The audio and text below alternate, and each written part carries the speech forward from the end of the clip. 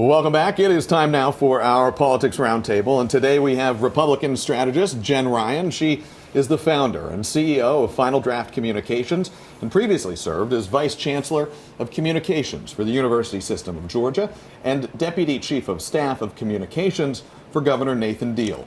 Also joining us this morning, Democratic strategist Fred Hicks, the founder and president of the Hicks Evaluation Group, who has worked with hundreds of political campaigns over nearly 20 years.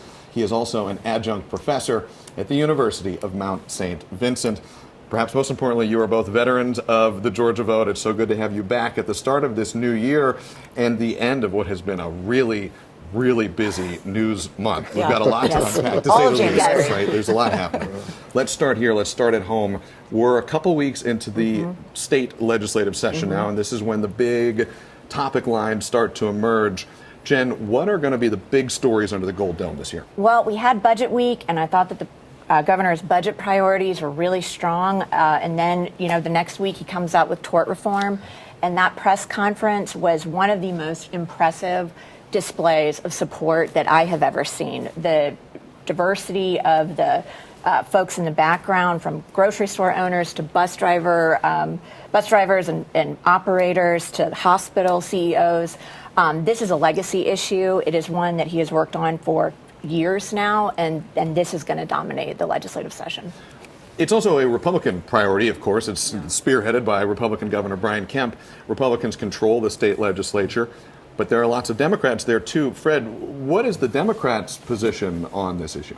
Well, first, Zach, there's not uniformity within the Republican caucus on this issue. Senator Blake Tillery and a couple of others have indicated that they are not necessarily in alignment with the governor on this. So it'll be interesting to see if the caucus can align around this. And I think there are a few issues around tort reform, and Jen and I talked about this before. That that right now there's the whole issue is how do you lower insurance premiums? Right. I think the pro side would say, or the anti-tort reform side would say that the only way you can really lower costs is by having more competition. And the insurance commissioner won't release the list of insurance companies that he says have left the state. And I think there are a number of other issues. So it can really evolve or devolve quickly into the corporations versus the everyday people. And so it'll be interesting to see how this plays out. Score one to the governor for his press conference the other day, as Jen mentioned. But we'll see what the trial lawyers and others say about that. But as far as Democrats are concerned, again, this is not, we don't see this as a Democrat or Republican issue. This is an issue of how do people who are injured, wrongfully injured, how do they receive justice? And it goes to a jury. The jury makes the decision. It's not a judge or a Democrat or Republican who does that. And so do you take away a person's constitutional right to a trial, to a jury trial? And how do you make sure that, how do you balance justice versus profits? And I think if Democrats and anti-tort reform groups frame it like that, then they have a shot. But it's going to be interesting to see. But I will point out that Minority Leader Hewley said that she was open to looking at the components of the legislation, and that there might be some pieces that can work on together. So, it cuts across party lines, I think, and at least some components do. For sure. I want to ask you guys both about something that's going to start at the federal government and then trickle down to the state, and that is this federal funding, the freeze, the not freeze, whatever it is. There's confusion from both sides of the aisle. The directive that was given from the Trump administration that was pulled back, or as we heard the Congressman Johnson say, not actually pulled back. From both of you guys, Jen, let's start with you. Okay. I mean, where do we go from here? Where do lawmakers go from here? So, personally, I think that this is a tempest in a teapot. The administration, maybe the rollout and the implementation was not as tight or as thought out as it could be.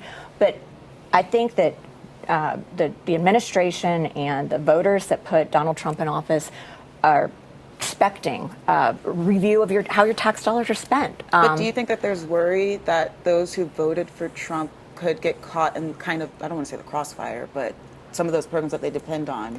Is that why you think they pulled back? Well, we're talking about less than 10% of the budget. This was grants. There was not entitlement spending. The communication around it should have been clear. Communications professional, and that was unfortunate. But the crux of the issue, people want to see their tax dollars used wisely, and so having a systematic review and making sure the money is spent on the agency's core missions. If the Democrats want to fight about that, that's a fight that I think that we should have.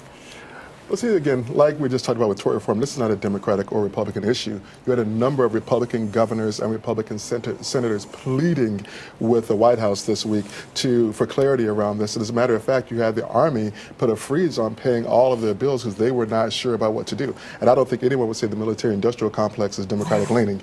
And so this is a matter, not just, I think, of communications, but this is a matter of, Jen, you said it's a tempest in a teapot. I think it's a tempest before a major thunderstorm. And this is foreboding a lot of chaos that I think we're going to see this year. If you're going to, you can review spending without freezing spending, without causing people who are receiving Medicaid benefits and SNAP benefits, or regular employees who are not receiving some type of assistance, not knowing and having clarity about their job status. You can do that without impacting the government. And on that point, guys, we're going to take a pause right now. We're going to take a break, and we'll continue the conversation after this. Hey, welcome back to the roundtable. Jen Ryan, Fred Hicks joining us. Jen, just a quick response to this federal funding fiasco that's going on right now. I wouldn't call it a fiasco, and it did not affect entitlement spending. It was less than 10% of the budget for government grants that had not gone out the door. So again, tempest in a teapot. We'll move on. Tempest in a teapot, not a fiasco. We're going to have so much more to talk about on this, and it's a good thing because we're going to have you both back. I know it. But we have 90 seconds left here, 20 seconds each for each of you. We're talking about the Trump administration's first couple weeks as it's getting off the ground, version 2.0 here. How does this new administration start to contextualize the decisions many Georgians are making to enter or not enter races for an open governor's seat and a contested Senate seat in 2026? Fred, first to you. So I think this administration will be almost entirely responsible for who is successful next year. He's already given birth, so to speak, to Keisha Lance Bottoms, the former mayor, and her potential candidacy. And I think he's hurt people like Michael Thurmond. And so there's a space in between on the congressional side. On the governor's side. For the Senate, I think this cements and helps John Ossoff. Jen? I think that the flurry of executive orders, a lot of them have gone overlooked, like unleashing energy independence or supporting school choice, is going to make the position for Republicans much stronger than those Democrats. But how it shakes out in the primary is still, I think, way too early to tell. But it's not that far away. I mean, it feels like a long time on the calendar, but we're already talking about it. Chris Carr's already announced, and there are others, would you say, that are going to join? I'm certain there are. Yeah, definitely. And we can track it all. And we will track it all. And we will track it all. On the vote with you both and many others. Thank you guys so much. We hope to have you back very soon. Thank you. And we are coming right back with